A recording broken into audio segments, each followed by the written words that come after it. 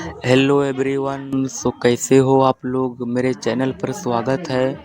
तो गाइस, मैं इस वीडियो में ये सिखाने वाला हूँ कि फ़ोटो का जो बैकग्राउंड होता है ना, उस बैकग्राउंड को चेंज कैसे करना है सिर्फ वन क्लिक में।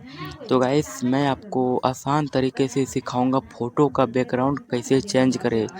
और गाइस, अभी तक मेरे चैनल को सब्सक्राइब नहीं किए हो तो चैनल को सब्सक्राइब कर दो और बेल आइकन क्लिक कर दो, ताकि ऐसे ऐसे एडिटिंग वीडियो आपको देखने को पहले मिले। तो चलिए वीडियो को स्टार्ट कर लेते हैं।